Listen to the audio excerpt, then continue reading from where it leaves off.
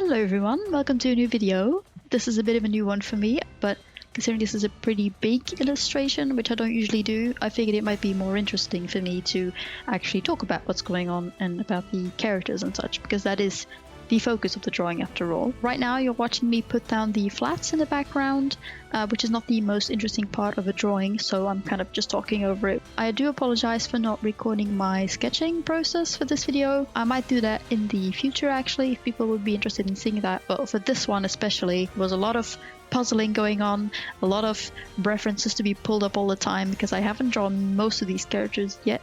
Also, I'm still a little bit insecure, I suppose. When recording myself, it does make my art a little bit stiff because I'm so aware that I'm on camera, but I will work on that, and eventually you will see more of my process. Now, about the drawing itself, as you can see from the title as well, this is a drawing of our D&D party, or our campaign of Descent into Avernus, or Avernus. I'm not really sure how you're supposed to pronounce it, but it is one of the, I think it is the latest D&D adventure that Wizards of the Coast released sometime last year, and it has been one of my favorite campaigns so far. Before Avernus, I'd really only done homebrew. I have been playing D&D for about 2 years now, I think, and tabletop games in general for about 8 years. But that was the first time I actually did a pre-written adventure, and it's been a really fun experience. The world building is really interesting, the setting is cool, the characters are cool. You know, I'd really recommend it in general, but I'm not going to talk about the story or the NPCs too much, because there are a couple in this drawing, but I don't really want to spoil anyone. I suggest you just try the campaign out yourself. One thing I will still mention while we're at the actual flat stage, and this does apply to it, is that it was pretty funny to me to realize while working on this drawing that our characters are actually incredibly color matched. You will see that all of our characters are pretty much either white or black and white or gray, with the exception of the sole NPC, who is very red themed, which is a great parallel with Zariel, the main antagonist of this campaign as well. So that was kind of funny. You'll see me taking the colors for the flats directly from a kind of color mock-up or sketch I already did before I started recording. It always helps for me to get a better idea of what the image is going to be like when I make one of those. I don't always do it for smaller illustrations, but for bigger ones it just feels like kind of shooting myself in the foot if I let myself get too far ahead into a drawing without planning, so I did my homework this time around. The first character I'm going to be coloring is Lulu. She's a Hollyphant and she's very cute, but I'm not going to talk much about her, and just because she's a non-player character and I don't really want to spoil anything related to her story. But I started working on her first because she's top of the layer stack obviously, and also because she's so small that it's a good way to sort of figure out what kind of coloring style I was going to use for this, because I wasn't sure yet before I started. This is also a good opportunity, I think, for me to apologize in advance for the amount of canvas flipping that's going to be in this video. I usually flip my canvas to reduce strain on my wrist when I do certain motions, and I try to keep it at a minimum while working on this, but the longer my recording went on, the more I forgot about that completely, and at 25 times the original speed, it does get pretty wacky, so I'm really sorry. Just ignore that part, please.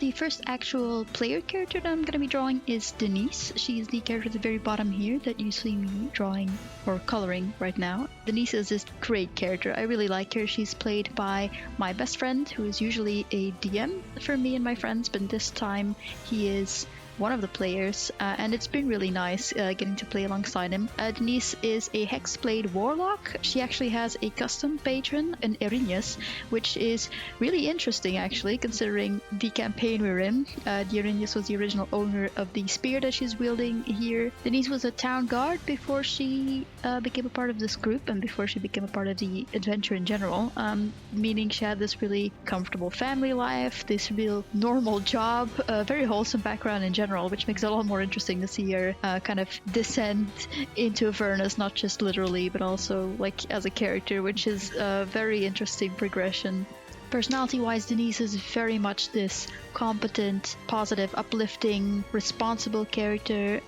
She's great fun, she's a good friend as well, and a very solid member of the group, although recently she has been getting a bit of a violent streak because of the influence of her patron, who is a devil, of course. She did brush us into a hell wasp nest recently, which almost got one of our party members killed just because she was itching for a fight, and she also gained the approval of an Arrhenius by fighting solo in a coliseum and showing no mercy, which was a bit of a shocker as well for us to see, considering the kind of wholesome background she does have. But it's been great seeing her progress. Design-wise, I had drawn her before. I'd actually helped sort of piece together what she was going to look like visually, so I wasn't entirely in the dark for this one, but I did have to simplify her design quite a bit for the sake of this drawing.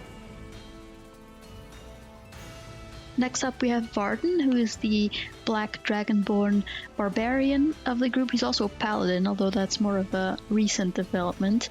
His backstory is kind of shrouded in mystery. We don't know that much about him yet, but he is very much the kind of strong, reliable rock of the group, I think. Although he's also rather stern and not very quick to trust people. He is often butting heads with Selene, who is the character right above him in all white, who is pretty secretive and independent most of the time. So they clash a lot over her more antisocial decisions, which at times can be a little bit hypocritical of him. He is a wild search barbarian, which means every time he rages, a random effect can happen, ranging from spontaneous teleporting all over the place to this pulse of necrotic energy damaging everyone around them, which is really cool. Unfortunately, it does include us, so some of us have been hurt pretty badly by that, although there was this really cool moment where he ran straight into a camp full of cultists and ended up wiping out half of the enemies before the fight even started, just by getting that on the random roll table, which was a pretty cool moment, I'd say. Varden's powers are really interesting in the way that they emerged by causing him a full, I think 3 or 4 points of exhaustion, and we did have to work that off the traditional way in story, which was a bit rough so early in the story, but it was pretty cool. He plays him very much as this kind of well-meaning guy who doesn't really know what's happening to him half the time. Unfortunately, he can be a little bit of a hypocrite, as I've mentioned, because his powers are kind of prone to hurting us, and he does butt head with Selene a lot because of a decision he made a while ago to cast a fireball despite our sorcerer being in the blast radius, which almost killed him. So delicious in-group drama. I'd never really drawn a dragonborn before I started on Varden. Thankfully, I did have his reference image to go by, and I think I learned a lot about how to draw dragons, although I didn't really go all out on the scale just yet. I would say it is an improvement over the last time I drew a dragon though, so points for that. Who better to talk about next than Selene, because I've already mentioned her. Like my character, she does have 2 forms. Being an Order of the Lycan Blood Hunter means she's a werewolf, and I decided to draw both forms for this drawing because they're really cool looking. What else should I say? Selene is a blood hunter, like I said. She's also an ASMR, or ASMR. I don't know how to pronounce anything in this game, apparently. Although in present time, none of the characters, including herself, are aware that she is a Celestial. Selene is usually a kind of distant character, very withdrawn, maybe taciturn even, I'd say. She just kind of does her own thing most of the time. She does follow her own moral compass as well, which can sometimes cause a bit of friction with the rest of the group, as in the fireball incident I mentioned previously, or the rather memorable moment where she decided to sit on the balcony having tea while the rest of the group dove headfirst into an angry mob to save some children from being mauled. Meanwhile, she was on her own quest looking for sugar, as you do. I would say there's a more sensitive side to her, though. She does have a tragic past that's tied in with the events of the book, and it does give her a pretty good reason to put up a facade towards the rest of the cast. And I do really like her as a character as well. She's interesting, she's definitely multi-layered, and she makes for some pretty entertaining scenarios across the board. Design-wise, Selene is pretty straightforward, which is a good thing too, because the birthday of the person that plays her is actually one of the reasons I started this drawing in the first place, meaning it's great that I didn't have to ask for much additional reference for her, because that would have been pretty obvious if I did that. Both her and her wolf form are entirely white, but she does have that kind of gothy feeling to her, which is always great. I always love drawing characters with eyeshadows looking kind of stern, so this was definitely one of my favorite parts of the drawing, I think, to work on. Same with her hair. She's just a really pretty character overall, and I really hope I did her justice as well.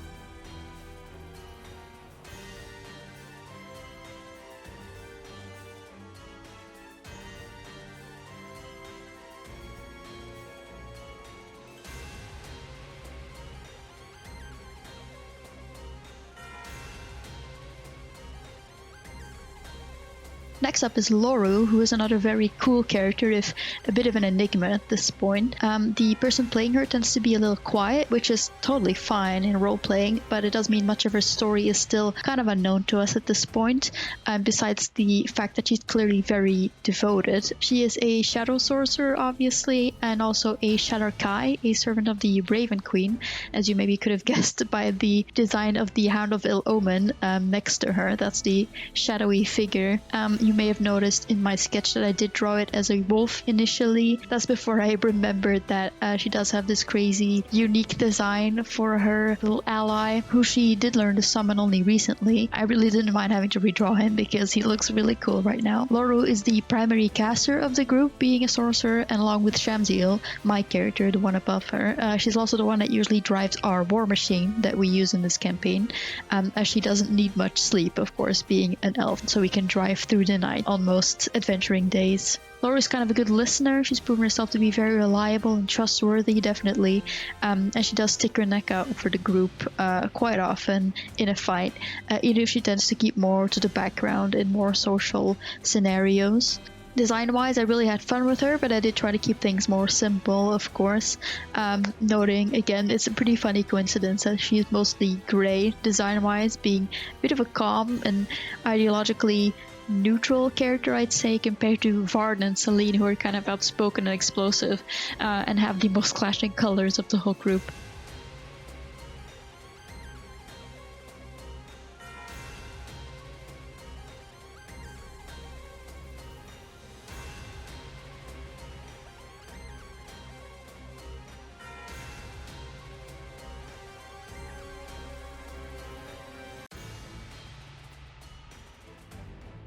Next in line to be drawn is my own character, Shamsiel, who is of course an Aarakocra, a bird person, basically. Just like Denise, he is a warlock. This is his familiar I'm working on right now, the imp, the white imp here.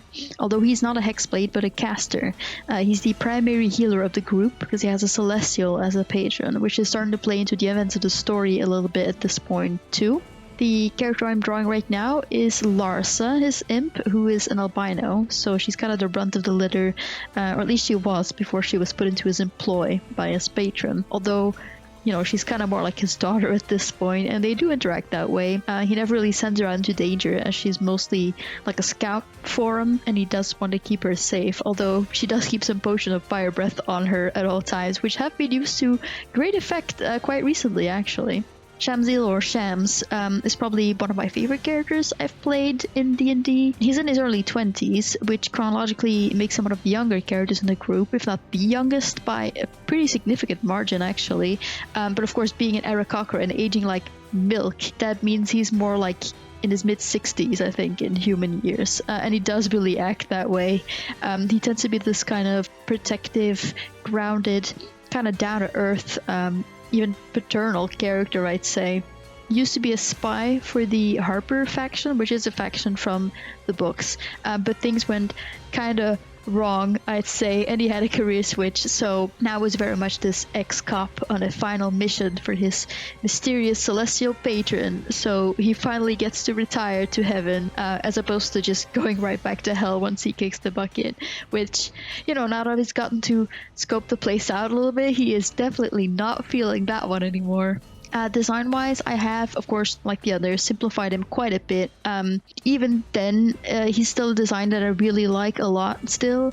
I really like Aarakocra in general. He's actually the second Aarakocra character that I've played, although the first time I've actually used one in a big campaign. And surprisingly, the whole flying thing is not much of a game breaker as you'd think it would be. So I'm really quite happy that I went for it. If not just because the whole 30-year lifespan thing is such an interesting starting point for some drama. Not that he's a very dramatic character, to be honest. There is, of course, that tragic element in his backstory that I'm not going to get into, but overall, he's very much a supportive, protective character that mostly just tries to get everyone to get along. He's very much a mediator in the group and very much someone that tries to sort of push the mission forward. He's also one of the characters that has a very clear end goal in mind in our mission in Hell, which means, you know, having his eyes on the prize already, he's not very prone to being tempted, which does make him a bit of a, I'd say, a solid rock in this story, kind of similar to Varden actually. The character behind Shamsil that I'm drawing right now is not so much a separate character as just a human form of him. Of course, being an Aarakocra, he does stand out like a sore thumb, which does make you a very good spy. So he does use the Mask of Many Faces as part of his Warlock pact to kind of blend in more, although in our campaign he mostly just copied people instead of going by this human form that I've designed for him, but I still wanted to include it, if not just to show this is what he usually looks like. I can keep rambling about this guy forever, but I think we should just move on to the next one. The character that I'm drawing at the top here right now is, of course, Zariel, who is the character on the cover of the book and also the main antagonist of the story. At this point anyway, where we are. There's not much I can say about her story-wise. That's not just a huge spoiler for Descent into Avernus, so I'll just let the music play out for the rest of this video. But I will say that design-wise, I really had fun drawing her. She's got this, probably not intended, but in my drawing, she's got this powerful gremlin energy going on. I love this bald pride that she's got going. I don't know what they were thinking with her, but I love her design so much. I did have some trouble with her armor. I get the idea that it's supposed to be this infernal metal that has fire coming through it, but I'm not really experienced enough with rendering that kind of thing to pull it off without struggle bussing all the way through. So I hope you'll bear with me watching this unfold. Yeah,